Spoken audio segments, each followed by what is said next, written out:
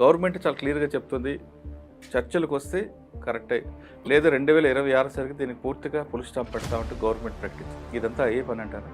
యుద్ధం ఇది. అంతర్గత యుద్ధమా? అంతర్గత యుద్ధం కాదు, అంతర్యుద్ధం. అంటే దేశం లోపల ఆ పార్టీ ఎవరి తరఫున ఉంది? పీడిత ప్రజల తరఫున యుద్ధం అని మీరు అంటున్నారు. అవును. ఓటకు ఎన్కౌంటర్ అని ప్రజా పౌర హక్కుల సంఘాలు అంటున్నాయి, పోలీసులు మాత్రం ఎన్కౌంటర్ అంటున్నారు. ఈ మూడిట్లో ఏ పదం వద్దాం వాడు? ఎందుకంటున్నానంటే ఇక్కడి నుంచి ప్రజలు ఏం చేస్తుండ్రు, ఇదేం కాదు ఇది. కొన్ని ప్రాంతాలు ఎందుకు విస్తరించలేదు? కేవలం ఈ మీరు చెప్తున్న ఛత్తీస్గఢ్, జార్ఖండ్, ఈ ప్రాంతం, ఒరిస్సా మాత్రమే పరుగుతుంది. నార్త్ ఈస్ట్ విస్తరించలేదు. ఎందుకు విస్తరించలేదు? సిపిఐ చెయ్యింది, సిపిఎం చేయండి, Maoist party rule of law అంటుండ్రు. రూల్ ఆఫ్ లా అంటే రూల్ ఆఫ్ పోలీసులు చేసేది రూల్ ఆఫ్ లా అనేది. ఒక్కడ చనిపోతే మళ్ళీ ఒకడ పెరుగుతుంది. Welcome to iDream. దండకార్యంలో ఇకపై కాల్పుల మూత ఆగాలంటే ఏం చేయాలి? అటు ప్రభుత్వం ఏం చేయాలి, ఇటు పీపుల్స్ వార్ ఏం చేయాలి? మావోయిస్ట్ పార్టీకి నష్టం జరుగుతుందని ప్రకటనలు వస్తున్న నేపథ్యంలో పోలీసుల వైపు నష్టం జరగకుండా, మావోయిస్ట్ పార్టీకి నష్టం జరగకుండా ఇద్దరి మధ్యన వెళ్ళిపోతున్న ఆదివాసీల అభివృద్ధి కోసం ఏం చేయాలి? ఈ సమస్యకు శాశ్వత పరిష్కారం కావాలంటే ఏం చేయాలి? దీని విషయమై మనతో మాట్లాడడానికి మావోయిస్ట్ పార్టీ కేంద్ర కమిటీ మాజీ సభ్యుడు జంపన్న గారు ప్రస్తుతం మనతో లైవ్లో ఉన్నారు. ఆయన అడిగి ఈ సమస్య పరిష్కారం అవుతుందా, ఈ దీర్ఘకాల యుద్ధాన్ని నడుస్తూనే ఉంటుందా, లేదు ఏం చేస్తే దీనికి పరిష్కారం దొరుకుతుంది? ఇటీవల జరిగిన దంతెవాడలో జరిగిన ఒక ఎక్స్చేంజ్ ఆఫ్ ఫైర్ అంటారా, లేదా యుద్ధం అంటారా అనే విషయాన్ని ఆయన అడిగి తెలుసుకుందాం. నమస్తే అన్న. నమస్తే అంటే దంతెవాడలో జరిగిన మన ఇష్యూలో 31 మంది ప్రాణాలు కోల్పోయారు. అది బాధాకర సంఘటన. మీరు అందులోంచి వచ్చారు కాబట్టి అందులో వీళ్ళందరూ మీ సహచరులే ఉంటారు బహుశా, నాకు తెలిసి. సహచరులు కోల్పోయిన పట్ల మీకు బాధ అనిపిస్తుంటుంది. వాళ్ళని అమరులు అవ్వడం కూడా మనం దాన్ని ఖండించాల్సిన విషయమే. ఇది ఎప్పుడు అండి? ఇవాళ ఈరోజు పార్టీకి జరిగింది, రేపొద్దున పోలీసులు చనిపోతుంటారు. ఇద్దరు మంది ఆదివాసులు, కొంతమంది మన జరిగిన సంఘటనలో కూడా 31 మందిలో సగం మంది ఆదివాసులు అనే విషయం కూడా వార్తల్లోకి వస్తున్నాయి. అంటే కొంతమంది మాత్రమే పార్టీ వాళ్ళు ఉన్నారు, అక్కడ ఏదో సమస్య కోసం వచ్చిన ఆదివాసుల మీద కూడా కాల్పులు జరగడం పట్ల వాళ్ళు కూడా చనిపోయారని వార్తలు వస్తున్నాయి. అంటే పోలీసులకి ఇటు పార్టీకి మధ్యన ఆదివాసులు నలిగిపోతున్నారు. దీనికి ఈ సమస్య పరిష్కారం ఏంటి? గవర్నమెంట్ చాలా క్లియర్గా చెప్తుంది, చర్చలకు వస్తే కరెక్టే, లేదా 2026 సరికి దీనికి పూర్తిగా ఫుల్ స్టాప్ పెడతామంటూ గవర్నమెంట్ ప్రకటించింది. ఇదంతా ఏ పని అంటారా? ఒకటి ఏంటంటే ముందుగా స్పష్టం చేయాల్సిన విషయం, ఇప్పుడు జరుగుతున్న యుద్ధం ఇది. నేను మాట్లాడేది యుద్ధం అంటున్నాను. నేను ఇది ఎన్కౌంటర్ కాదు. యుద్ధం అంటే సాధారణంగా అంతర్గత యుద్ధమా? అంతర్యుద్ధం. ఇది అంతర్గత యుద్ధం కాదు, అంతర్యుద్ధం. అంటే దేశం లోపల ఇంటర్నల్గా జరుగుతున్నది. ఇది ఎక్స్టర్నల్గా అంటే విదేశాలతోటి మన భారతదేశం యుద్ధం చేయటం లేదు. ఇది భారతదేశం లోపల యుద్ధం జరుగుతుంది. ఎవరి మధ్యన అంటే ప్రజల తరఫున. ప్రజలంటే కూలీలు, కార్మిక వర్గం, రైతాంగము, తర్వాత వివిధ ఉద్యోగస్తుల తరపున. అంటే ఆ పార్టీ, మావోయిస్ట్ పార్టీ ఏదైతే తన యొక్క డాక్యుమెంట్ 40 ఏళ్ల కాంచి ఏదైతే రాసుకున్నదో ఆ డాక్యుమెంట్ యొక్క ప్రకారంగా ఆ పార్టీ ఎవరి తరఫున ఉంది? పీడిత ప్రజల తరఫున. అంటే భూస్వాములకు వ్యతిరేకంగా, పెట్టుబడిదారులకు వ్యతిరేకంగా ఆ పార్టీ సాయుధ పోరాటాన్ని ఆరంభించింది. అంటే ఒకప్పుడు శాంతియుతంగా సాధారణ పద్ధతిలో పోరాడిన పార్టీ ఆ తర్వాత సాయుధ పోరాటం అంటే ఏంటిది? దీర్ఘకాలిక ప్రజాయుద్ధం. అంటే స్పష్టంగా ఆ పార్టీ దీర్ఘకాలిక ప్రజాయుద్ధం ద్వారానే ఈ దేశంలో విముక్తి సాధించి, అంటే ఆ పార్టీ అనుకునే లక్ష్యం నూతన ప్రజాస్వామిక విప్లవం, ఆ తర్వాత కమ్యూనిజాన్ని నిర్మించాలని ఒక లక్ష్యాన్ని పెట్టుకుంది అది. అయితే ప్రారంభంలో రాజకీయ ప్రచారం కొనసాగించింది, కొన్ని ప్రజా పోరాటాలు కొనసాగించింది. ఈ క్రమంలో అంటే రాజ్యం, అంటే 1984కు ముందే రాజ్యం ఏంటిది ఇక్కడ అంటే మన ఆంధ్రప్రదేశ్లో, ఆనాడు ఆంధ్రప్రదేశ్ ప్రభుత్వం ఏదైతే ఉందో ఎన్కౌంటర్లు అంటే ఎవరిని? బూటకం ఎన్కౌంటర్లు. అవి ఎన్కౌంటర్ మీనింగ్ ఏంటంటే బూటకం ఎన్కౌంటరు. అక్కడ ఎవరిని? ఇప్పుడు మన హరిభూషణ్ను, లేదా కనకన్నను, లేదా షేక్ ఇమామును పట్టుకొని చంపేసారు వాళ్ళు. అంటే ఇక్కడి నుంచి ప్రారంభమై ఆ తర్వాత అంటే పీపుల్స్ వార్, ఆనాడు పీపుల్స్ వార్ పార్టీ ఏదైతుందో ఆనాడు అంటే ఎన్కౌంటర్లను లేదా గ్రామాల పైన ప్రజలపైన దాడి చేయడం ఏదైతుందో ఆనాడు నాయకుడు కొండపల్లి సీతారామయ్య డాక్యుమెంట్ అప్పుడు రాసుకున్న విషయం అది. ఆ డాక్యుమెంట్ లోపల ఏంటంటే ప్రభుత్వం మన పైకి ఒక యుద్ధం ప్రకటించింది. అప్రకటిత యుద్ధం అన్నారు. అది ప్రకటించేది కాదు, అది అప్రకటిత యుద్ధము. కాబట్టి ఈ యుద్ధాన్ని ఓడించాలంటే తప్పనిసరిగా మనం యుద్ధాన్ని అంతర్యుద్ధంగా మార్చాలి, ఈ యుద్ధాన్ని పొడిగించాలి, ఈ యుద్ధం ఏదైతుందో గెరిలా యుద్ధం చేయాలనే విషయాన్ని అప్పుడు రాసుకొని దాని ప్రకారం ఏంటంటే దళాల నిర్మాణం అంటే సింగిల్ ఆర్గనైజర్ నుంచి 3, 5, 7 తర్వాత నెక్స్ట్ ప్లాటూన్స్ బై కంపెనీ, తర్వాత బెటాలియన్గా అంటే ఒక గెరిలా యుద్ధం లోపల మిలిటరీ ఫార్మేషన్స్ కూడా ఏంటంటే డెవలప్ అయినాయి మావోయిస్ట్ పార్టీలో. అంటే మిలిటరీ ఫార్మేషన్సే కాదు, యుద్ధం యొక్క స్థితి లోపల కూడా అంటే ప్రారంభం లోపల ఎక్కడో ఒకరినో ఇద్దరినో చంపిన ఏవైతున్నాయో ఆ తర్వాత ఏమైపోయినాయి, పోలీసు బ్యాచ్ల పైన అంబుషులు చేయడం, రైడ్స్ కూడా పెద్ద పెద్ద రైడ్స్. ఒరిస్సాలో కోరాపుట్ రైడు ఒక 300 వెపన్స్ తీసుకొచ్చారు. నయాగఢ్ లోపల ఒకేసారి 12 ఘటనల లోపల సేమ్ టైం ఓన్లీ 1 minute, అదే మినిట్ లోపల ఒకేసారి 12 పాయింట్స్ పైన దాడి చేశారు. నాతో పాటు ఇతరులు కూడా ఉన్నారు. అంటే అదొక పెద్ద యాక్షన్, భారత చరిత్ర లోపల అదొక పెద్ద యాక్షన్. అది అంటే ఇది ఏదైతుందో అంటే యుద్ధరంగం లోపల ఒక ఉన్నత స్థితికి పోవడం అనేది వాస్తవంగా ఆ పార్టీ యొక్క లక్ష్యం ప్రకారంగా ఇంకా చాలా అడ్వాన్స్ కావాలి. చాలా అడ్వాన్స్ అంటే గెరిలా యుద్ధం చరణ యుద్ధంగా పోవాలి, గెరిలా యుద్ధం రెగ్యులర్ వార్ఫేర్గా పోవాలి.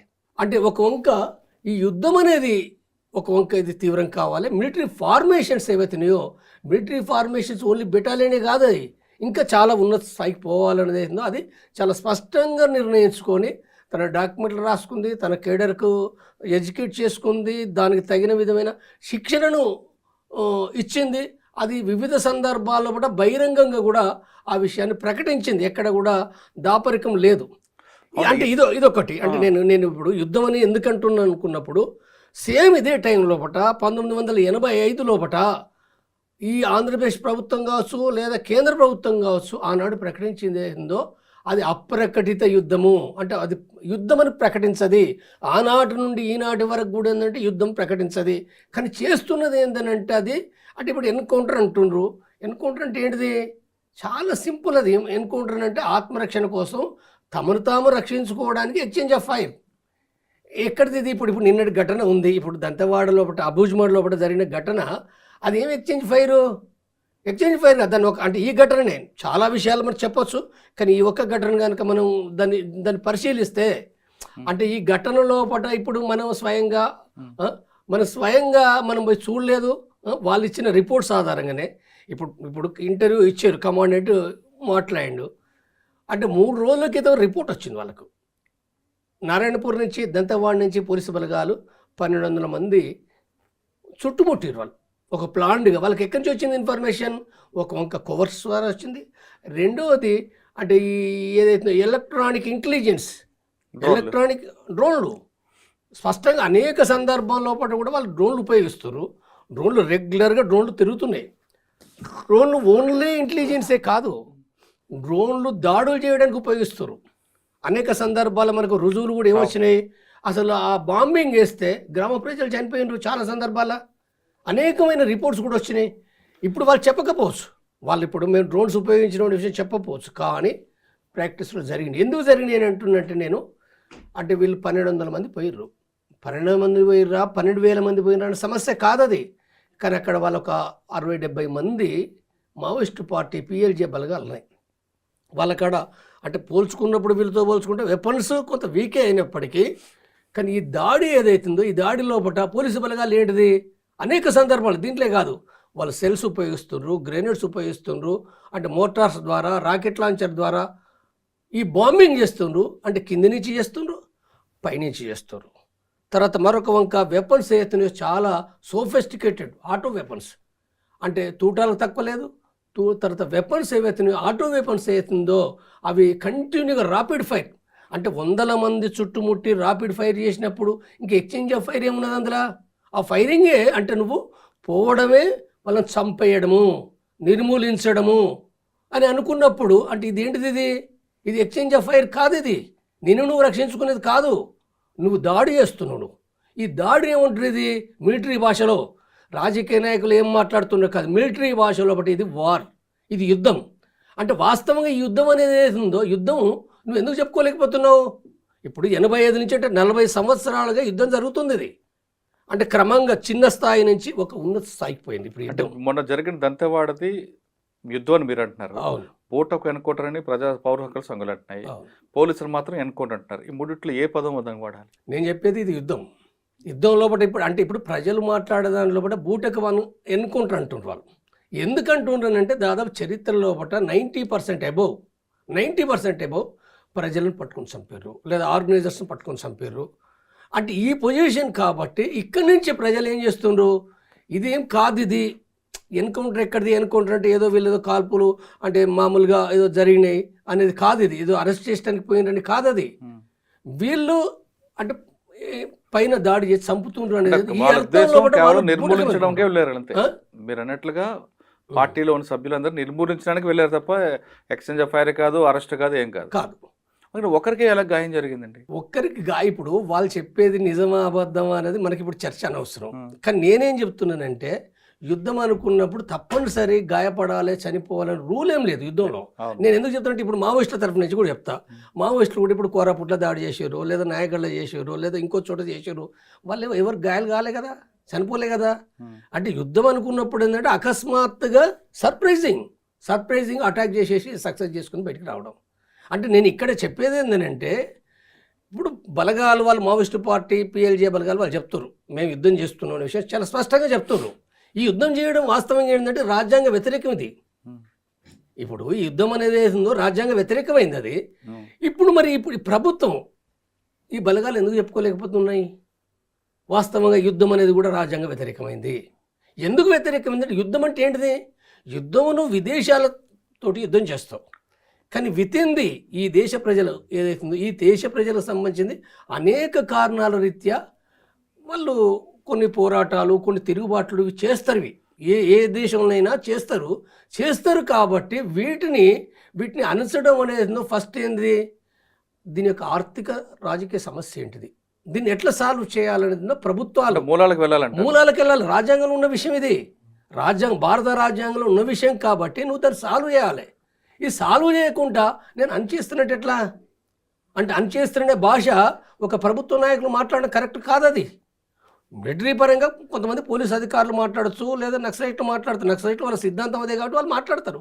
కానీ ఒక గవర్నమెంట్ తప్పనిసరిగా తన ప్రజలకు సంబంధించిన విషయంలో పట్ల తన భాష కరెక్ట్ ఉండాలి. భాషే కాదు, భాష మాత్రమే కాదు, అనుసరించే విధానం ఏదైతుందో దాన్ని పరిష్కరించడానికి ఎవరు పరిష్కరించాలి? ప్రభుత్వం కదా.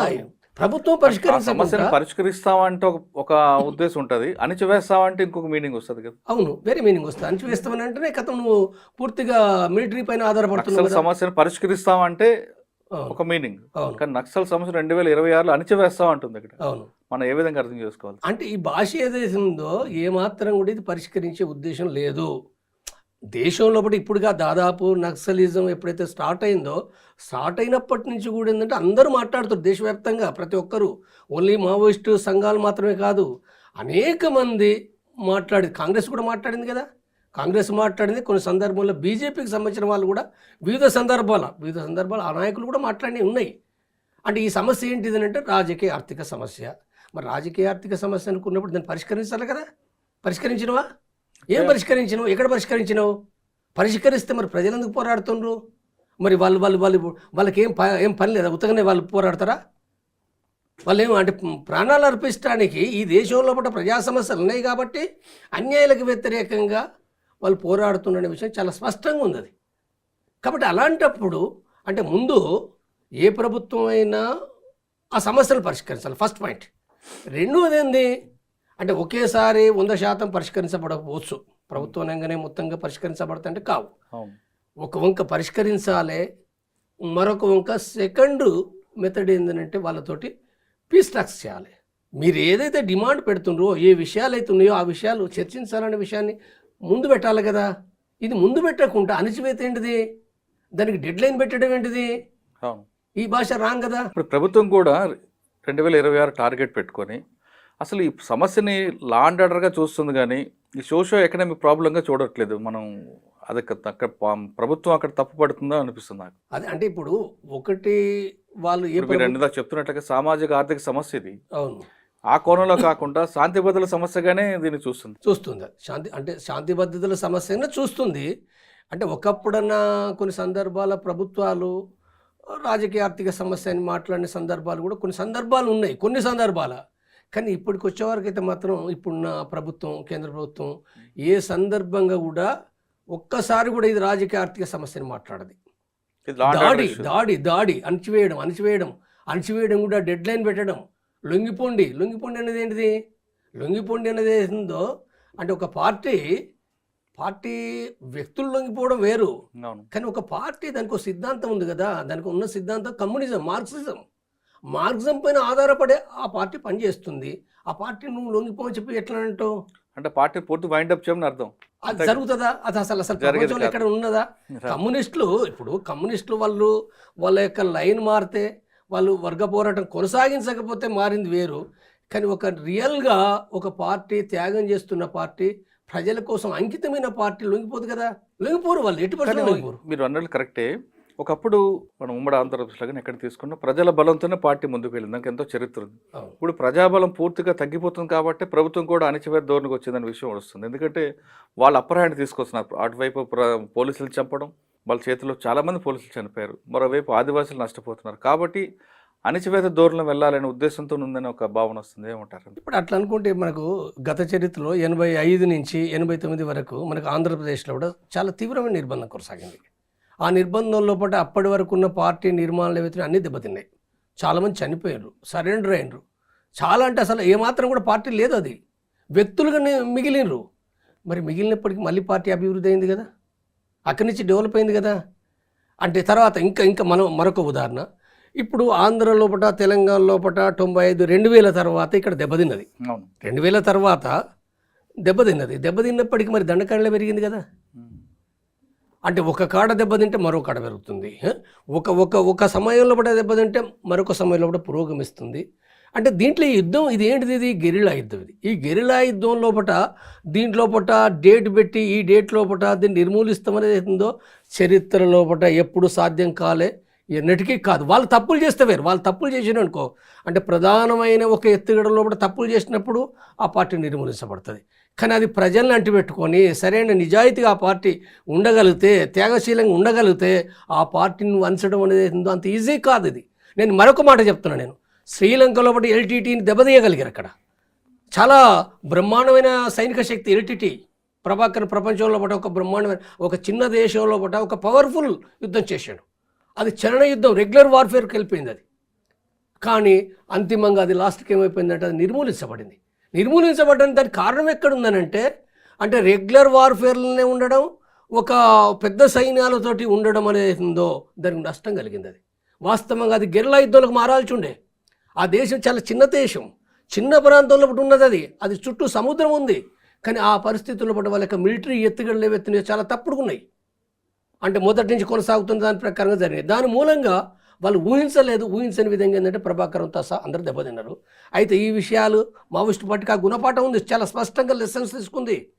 ఈ భారతదేశం చాలా పెద్దది, ఇది చిన్న దేశం కాదు. ఇది ఓన్లీ మా అబూజ్మడ్ కాదు. ఇది అబూజ్మడ్ అనేది ఏందో, అంటే అబూజ్మడ్ అనేది ఏందో ఇప్పుడు మీడియా అబూజ్మడ్ని ఎక్కువ ఫోకస్ చేస్తారు. ఒక అబూజ్మడ్లో ఉన్నారా?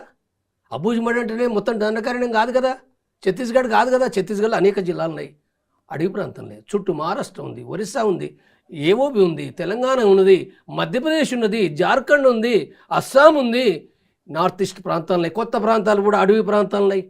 కాబట్టి ఇక్కడప్పుడు ఈ ప్రాంతాల్లోపటికి ఎక్స్టెన్షన్ కావడానికి, అంటే నేను కొత్తగా చెప్పడం లేదు, అది ఆ పార్టీ ఏదైతే ఉందో విస్తరిస్తుంది, చిన్న బలగాలుగా మారిపోతుంది, అనేకమైన ఎత్తుగడలు తీసుకుంటుంది. కానీ పార్టీ నిర్ణయంలో భాగంగా మీరు చెప్తున్న మిగతా నార్త్ ఈస్ట్ 7 సిస్టర్స్ ఉన్నాయి అటు ప్రాంతం, కానీ కొన్ని ప్రాంతం ఎందుకు విస్తరించలేకపోయింది? కేవలం ఈ మీరు చెప్తున్న ఛత్తీస్గఢ్, జార్ఖండ్, ఈ ప్రాంతం, ఒరిస్సాకి మాత్రమే పరిమితమైంది.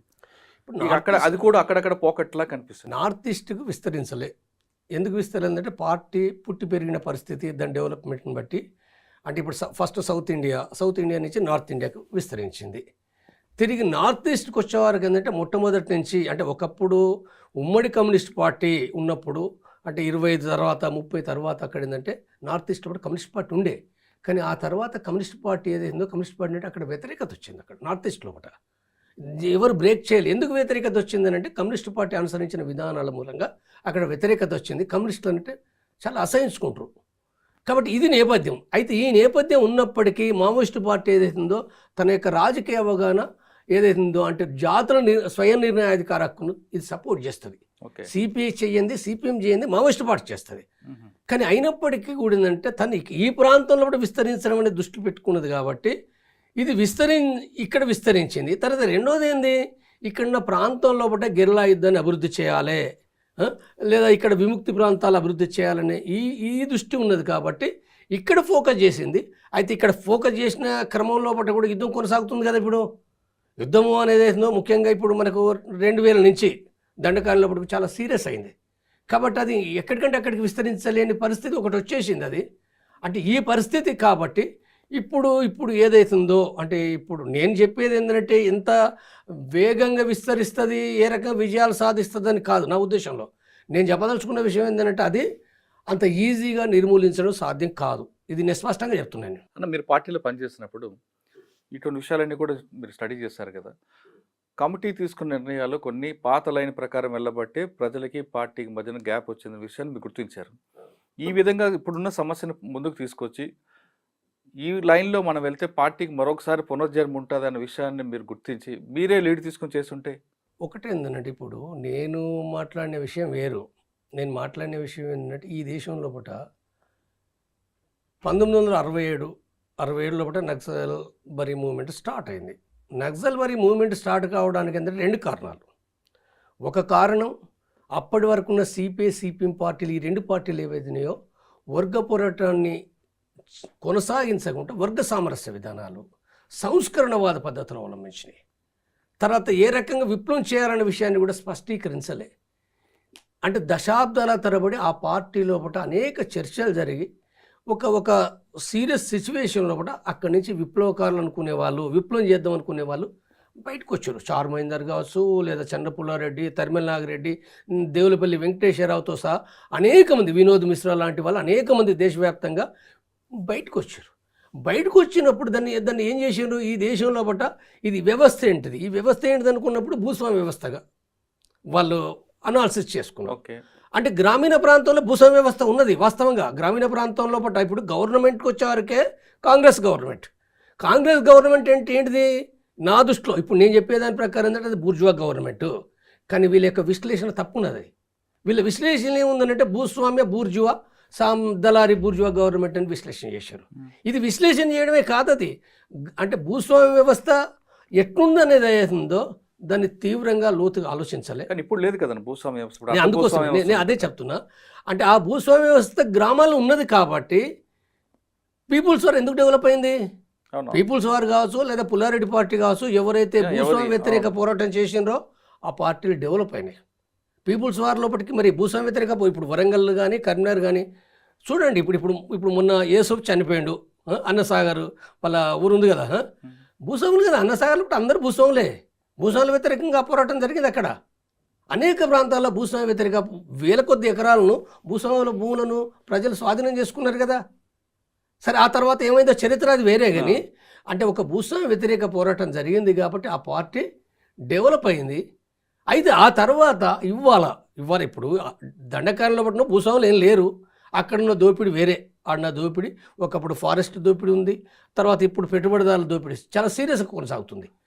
ఇప్పుడు మనకు దేశవ్యాప్తంగా మనం గమనిస్తే భూస్వామ్య వ్యవస్థ లేదన్నట్టు ఏమైపోయింది, భూస్వామ్య వ్యవస్థ ట్రాన్స్ఫార్మ్ అయింది పెట్టుబడిదారు విధానంలోకి 2 రకాలుగా. ఒకటో మనం చేసిన పోరాటం మూలంగా వాడు మారాడు, మనమే చేసినది. మన లాంటి వాళ్ళు దేశంలో తిరుగుబాటు చేశారు, భూస్వాములు పట్టణాలు పట్టారు. బంజారాయిల్స్ ఎందుకు పెరిగింది, అక్కడి నుంచి పారిపోయి వచ్చి ఇక్కడ బిల్డింగ్స్ కట్టుకున్నారు, వ్యాపారులుగా మారినరు. రెండో పాయింట్ ఏంటంటే మొత్తం వరల్డ్ వైడ్గా పెట్టుబడిదారు విధానం డెవలప్ అవుతుంది. వ్యవసాయ రంగంలో ఉంటే లాభం లేదు కదా, భూములు అమ్ముకున్నారు, లేదా వచ్చేసి ఇక్కడ వ్యాపారాలు పెట్టుకున్నారు. అంటే ఈ మొత్తం లోపల కూడా పెట్టుబడిదారు విధానంగా పూర్తిగా మారిపోయినప్పుడు అంటే ఇక్కడ ఉన్నది ఏంటిది అంటే గతం లోపల అంటే ఒకప్పుడు ఇప్పుడు చైనాను చూసుకొని మనం ఇక్కడ దీర్ఘకాలిక ప్రజాయుద్ధం, మరి ఎక్కడన్నా దీర్ఘకాలిక ప్రజాయుద్ధం ఇది కొనసాగలేదు కదా. నువ్వు దీర్ఘకాలిక ప్రజాయుద్ధం అంటే భూస్వామ్య వ్యతిరేక పోరాటం చేయాలి. భూస్వామ్య వ్యతిరేక పోరాటం చేస్తే అంటే అక్కడ ఆ వ్యతిరేక పోరాటం నుంచి కూలీలు రైతులు వాళ్ళు తుపాకులు పట్టాలి. చైనాలో జరిగింది అదే. మరి ఇప్పుడు చైనాకు ఇప్పుడు ఇండియాకు పోల్తుందా? కాదు, ఎంత మాత్రం లేదు. చాలా భిన్నమైన పరిస్థితులు ఉన్నాయి. ఈ భిన్నమైన పరిస్థితులు ఏవైతున్నాయో మారుతూ వచ్చినాయి. 70-80 తర్వాత క్రమక్రమంగా పూర్తిగా మారుతూ వచ్చినప్పుడు పార్టీ ఆలోచించాలి. పార్టీ ఆలోచించలేదు కాబట్టి ఇవాళ వాళ్ళు దీర్ఘకాలిక యుద్ధాన్ని అదే కొనసాగిస్తుండ్రు. వాళ్ళు ఆలోచించాలి. ఇప్పుడు నేను చెప్పే విషయం ఏంటంటే వాళ్ళు ఈ విషయం లోపల వాళ్ళు చేసేది అవుతుందో వాళ్ళకి అంకిత భావం ఉన్నది, త్యాగం ఉన్నది, పట్టుదల ఉన్నది, దృఢదీక్ష ఉంది. ఈ దేశం లోపల ఏ పార్టీ లేనంత సంఖ్యలో ఫుల్ టైమర్స్ అంటే విప్లవమే వృత్తిగా జీవించే మనుషులు ఉన్నారు అక్కడ. ఇప్పుడు నిన్న 31 మంది ఉన్నారు. వాళ్ళకి ఏంది ఇల్లు ఉన్నదా? ఏం లేవు. కుటుంబం ఉందా? లేదు కదా. వాళ్ళు అన్ని వదిలిపెట్టారు కదా. ఏళ్ళ తరబడి ఒక్కొక్కరు సీనియారిటీ. ఇప్పుడు ఎవరు మన ఉర్మిళ చాలా కాలం నుంచి పనిచేస్తుంది. ఆమె చాలా చురుకైన కార్యకర్త. ఆమె డెవలప్ అయ్యి వచ్చింది. ఒక స్టేట్ కమిటీ మెంబర్గా ఒక ఆదివాసీ నుంచి డెవలప్ అయింది. మీనా అంటే ఒక జిల్లా కమిటీ మెంబర్గా డెవలప్ అయింది. అంటే అనేక మంది ఏళ్ల తరబడి పని చేసుకుంటూ డెవలప్ అవుతున్నారు. వాళ్ళు పోరంకి నుంచి కూడా ఒక వ్యక్తి లేరు విజయవాడ నుండి. అంటే ఇది ఏదైతుందో అంటే ఈ మొత్తాన్ని మనం గమనించినప్పుడు ఎవరైనా ఇప్పుడు యూట్యూబ్ లోపల ఇప్పుడు ప్రభుత్వం ఏం చెప్తుంది మేము చట్టపరంగా మేము చర్యలు తీసుకుంటున్నాం. రూల్ ఆఫ్ లా అంటుండ్రు. రూల్ ఆఫ్ లా అంటే రూల్ ఆఫ్ లా పోలీసులు చేసేది రూల్ ఆఫ్ లానే. వాళ్ళకు అంటే ఎందుకంటే ప్రభుత్వం వాళ్ళని పంపుతుంది కాబట్టి వాళ్ళు పాటించేది రూల్ ఆఫ్ లా అనే ప్రకారంగా వాళ్ళు వెళ్తారు. అన్ని రూల్ ఆఫ్ లా ప్రకారం చేస్తుండ్రా లేదా అని వేరు. బూటక ఎన్కౌంటర్లు చేస్తున్నారు కదా, ప్రజలు చంపుతుండ్రు కదా. రూల్ ఆఫ్ లా ఏమీ లేదు. కానీ ఇక్కడికి వచ్చేవారికి ఏదైతుందో ఇప్పుడు ఇక్కడ ప్రజలు ఏమంటుండ్రు, నువ్వు లాని ఏం అమలు జరుపుతున్నావు కానీ మొత్తంగా ఇప్పుడు ఈ 4 రోజుల కాంచి కనుక మన ఈ యూట్యూబ్ చూడండి, అన్ని టీవీ ఛానల్స్ లోపల ప్రతి ఒక్కరు 99% ప్రజలు వ్యతిరేకిస్తారు, బాధపడుతున్నారు. వాళ్ళు ఎన్కౌంటర్ ఏంటిది, ఇది ఏ రకంగా చేస్తున్నారు, ఇది బూటక ఎన్కౌంటర్ అంటున్నారు. వాళ్ళ భాష లోపల ఎందుకు బూటక ఎన్కౌంటర్ అంటున్నారంటే అంటే ఒకటి ఇది సరైనది కాదు అని అర్థంలో బూటక ఎన్కౌంటర్ అంటున్నారు. వాస్తవంగా అదే కదా. ఇప్పుడు నువ్వు యుద్ధ విధానం ద్వారా నువ్వు నీ దగ్గర యుద్ధం అంటే నువ్వు ఒక గవర్నమెంట్, నీ గవర్నమెంట్ కాబట్టి నీకు అన్నీ ఉంటాయి, వ్యవస్థలు ఉంటాయి. ఇజ్రాయెల్ నుంచి వెపన్స్ తెచ్చుకుంటున్నావు, టెక్నాలజీ తెచ్చుకుంటున్నావు, చాలా ఉన్నతమైన టెక్నాలజీస్ తోటి నువ్వు యుద్ధం చేస్తున్నావు. అంటే చంపుతావు, ఎంతమంది చంపుతావు? చంపితే కమ్యూనిజం అట్లా పోతుందా? పోదు కదా. కమ్యూనిజం పోదు, మావోయిస్ట్ పార్టీ కూడా పోదు. ఒక్కడ చనిపోతే మళ్ళీ ఒకటి పెరుగుతుంది, మరింత విస్తృతమవుతుంది. ప్రజానీకంలో నువ్వు చేసే చర్యలు ఏవైతున్నాయో అంటే తాత్కాలికమైన ప్రయోజనాల కోసం నువ్వు చేసే ప్రతి చర్య నీకు దీర్ఘదృష్టితోటి కనుక ఆలోచిస్తే అది నష్టకరంగా మారుతుంది. ఎందుకు నష్టకరంగా మారుతుంది అంటే ఈ ప్రజలు చంపబడుతున్నప్పుడు ప్రజలు ఆలోచించేది ప్రజలు బట్టి కసి పెరుగుతుంది. ఈ గవర్నమెంట్ ఎవరిది, ఈ రాజ్యం ఎవరిది, ఈ రాజ్యం ఏదైతుందో అంటే శాంతియుతంగా ఎందుకు పరిష్కరిస్తలేదు? అంటే బాబాలు దొంగలు దోపిడీ చేసే వాళ్ళని జైలు నుంచి రిలీజ్ చేస్తుంది, కానీ ఇందులో ప్రశ్నించే వాళ్ళని తీసుకుపోయి జైల్లో పెడుతుంది. ఈ సమస్యను ఎందుకు న్యాయంగా పరిష్కరిస్తుంది? ఇప్పుడు నార్త్ ఈస్ట్ లోపల కూడా మరి చర్చలు చేసింది కదా గవర్నమెంట్. నార్త్ ఈస్ట్ లోపల చర్చలు చేసినప్పుడు మావోయిస్టు పార్టీతో నువ్వు ఎందుకు చర్చలు చేయవు? చర్చలు అంటావు, లొంగిపోమ్మంటావు, చంపుతావు. ఇదేం పద్ధతి ఇది? ఫైనల్గా చెప్పండి, ఈ సమస్యకు పరిష్కారం ఇప్పుడు ఎలా జరుగుతుంది? దీనికి ఒకటే నేను చెప్పేది ఏంటంటే ఇప్పుడు సమాజం లోపల అంటే వివిధ ఛానల్ సందర్భంగా ఇది సరైనది కాదని బాధపడుతుండ్రు, ఈ యుద్ధం కరెక్ట్ కాదు అనేది బాధపడుతుండ్రు. కానీ అంటే సమాజం నుంచి ఇప్పుడు 2005 లోపల ఒక పౌర సమాజం మేధావులు అనేక మంది కూడా తీవ్రంగా చర్చించారు. ఈ యుద్ధం కరెక్ట్ కాదు, ఇది పీస్ టాక్స్ చేయాలనుకున్నప్పుడు ఆనాడు కాంగ్రెస్ గవర్నమెంట్ రాజశేఖర రెడ్డి తనకు కూడా ఒక అవసరం ఉంది కాబట్టి తను పీస్ టాక్స్ చేస్తున్నాడు, పీస్ టాక్స్ చేసిర్రు. అయితే ఆ పీస్ టాక్స్ ఏవైతున్నాయో అవి ఒక రకంగా నాటకీయంగా ముగిసిపోయినాయి.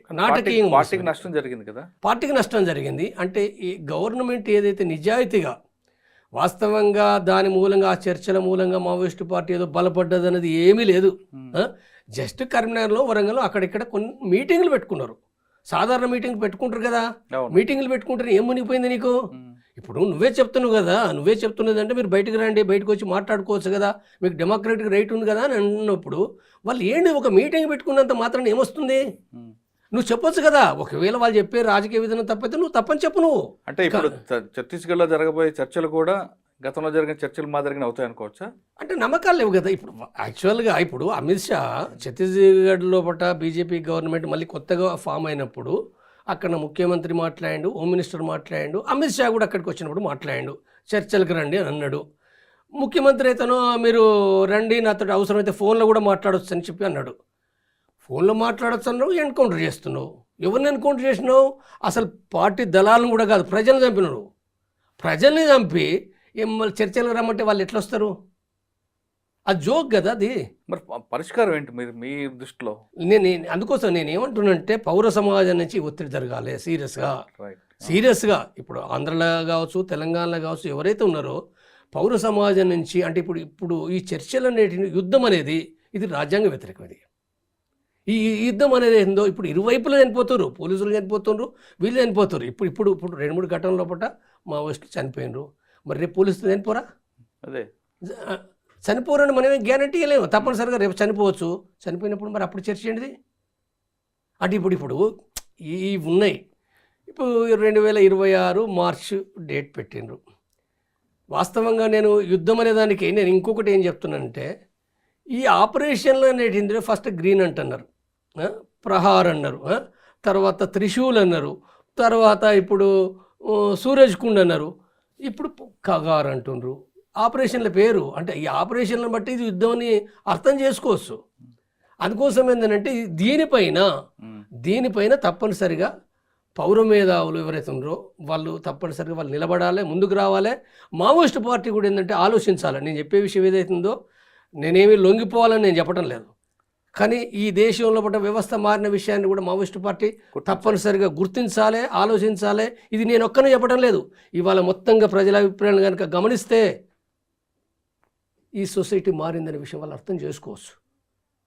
వాళ్ళు అర్థం చేసుకోవాలి. ప్రభుత్వం కూడా ఏం కావాలో ఆ విషయాన్ని పక్కన పెట్టి ఎప్పుడో పాత లైన్లో వెళ్తడం అనేది ఒక మైనస్ ఉంది. అది ప్రభుత్వం ఏదైతుందో చొరవ చేయాలి. కేంద్ర ప్రభుత్వం దానికి అది మంచిగా జరుగుతుంది తప్ప కేంద్ర ప్రభుత్వం ఈ డిసిషన్ చేసుకోవడం ద్వారా రాజశేఖర రెడ్డిలా కాకుండా ఒక నిజాయితీగా, అంటే ప్రభుత్వం మావోయిస్టు పార్టీతోటి పీస్ టాక్స్ కొనసాగించినప్పుడు వాళ్ళు వస్తారా రారా వేరు విషయం.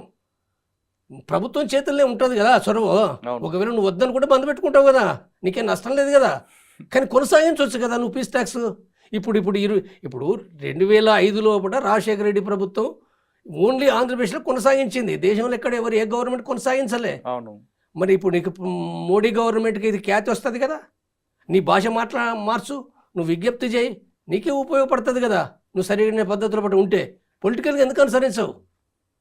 కాబట్టి ఇది ఏదైతుందో పౌర మేధావులకు నేను విజ్ఞప్తి చేస్తున్నా. పౌర మేధావులు తప్పనిసరిగా ఈ యుద్ధాన్ని ఆపాలనుకున్నప్పుడు వాళ్ళు తీవ్రంగా కృషి చేయాలి.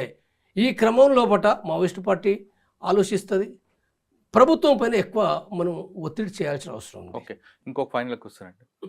చాలామంది అంటే ఇటీవల కాలంలో ఒక డిమాండ్ వస్తుంది, సరెండర్ పాలసీ ఏ విధంగా ఇస్తున్నారో అదేవిధంగా పోలీసుల చేత చనిపోయిన అమరులైన కుటుంబాలకు కూడా ఆర్థికంగా ప్రభుత్వం ఆదుకోవాలనేది ఒక డిమాండ్ వస్తుంది. అది సమర్థిస్తారా? లేదు త్యాగం చేసిన కుటుంబాలను త్యాగం చేసిన మేము మాకెందుకు వాళ్ళ డబ్బులని వ్యతిరేకిస్తారా? అంటే ఇప్పుడు ఒకనాడు మావోయిస్టు పార్టీ బలంగా ఉన్నప్పుడు, బయట కూడా దాని ప్రభావం ఉన్నప్పుడు, అంటే చంపేది ప్రభుత్వం, పోలీసులు అని అంటే ప్రభుత్వం తిరిగి అదే ప్రభుత్వాన్ని తిరిగి డిమాండ్ చేయడం అనేది చేయదు. వాళ్ళు అమరులైన కుటుంబాలు చేయట్లేదు, ఇదొక లైన్ తీసుకొచ్చారు. అంటే అమరులైన కుటుంబాలు అంటే వాళ్ళు బతుకున్నప్పుడు తీసుకొచ్చారు. ఇది సమాజంలో ఒక వ్యక్తి, కొంతమంది వ్యక్తులు తీసుకొచ్చారు. అంటే ఒక్క నిమిషం అండి, త్యాగం చేసి వెళ్ళిపోతాడు ఆయన అడవిలో ఉన్నంత మాత్రాన కుటుంబానికి ఆర్థికంగా ఆదుకుంటాడంటే ఏం మాత్రం లేదు. రైట్, ఆయనకు కుటుంబం వద్దనుకున్నారు, తల్లిదండ్రులు వద్దనుకున్నారు. ఆయన త్యాగం చేశాడు ప్రజల కోసం, ఆయనకు వాళ్ళ కుటుంబాలు మర్చిపోయారు. ఓకే, ఆర్థికంగా ఎలాంటి ఆదుకోడు. కానీ చనిపోయిన తర్వాత అతని మీద రివార్డు కానీ ఎంతో కొంత భాగం అలిగిస్తే ఆ కుటుంబాలు ఎప్పటికీ మర్చిపోయినా తర్వాత ఆయన పేరు చెప్పుకొని బతుకుతారు కదా అనేది ఒక అంశం వచ్చింది. అంటే ఇది సంస్కరణ. ఈ సంస్కరణ ఏందో ప్రభుత్వాలు నిర్ణయించుకుంటే ఎవరు వ్యతిరేకించలేరు కదా. మావోయిస్ట్ పార్టీ కూడా ఏం వ్యతిరేకించలేదు. కాకపోతే చంపింది ఇస్తుందని చెప్తుంది, కానీ ప్రజలు తీసుకుంటారు కదా. ఇప్పుడు ఒకనాట్లాగా కూడా ఒక వ్యక్తి మీద ఒక 10 లక్షలు తీసుకుంటారు కదా. ఇవాళ ప్రజలు పోలీసులు తీసుకోకుండా ఆ కుటుంబాలకు ఇస్తే ఇవ్వచ్చు. ఇవ్వడం లోపల ప్రభుత్వం నిర్ణయించుకున్నప్పుడు దాంట్లో తప్పు పట్టాల్సింది ఏం లేదు కదా. ప్రభుత్వం నిర్ణయించుకుంటే దాంట్లో వ్యతిరేకత వస్తుందా లేదా రాదా? ప్రభుత్వం నిర్ణయించుకున్న తర్వాత ఎవరు వ్యతిరేకిస్తారు? మావోయిస్ట్ పార్టీ స్టేట్మెంట్ ఇస్తుంది, కానీ సాధారణ ప్రజలు వద్దంటారా? వద్దంటారు. అంటే ఇవాళ వద్దనేంత పరిస్థితి ఉందా ఇవాళ? లేదు. వద్ద ఎవరు లేరు. ఎందుకంటే ఇప్పుడు వాళ్ళు చాలా ఇబ్బందులు ఉన్నారు, ఆర్థికంగా ఇబ్బందులు ఉన్నారు.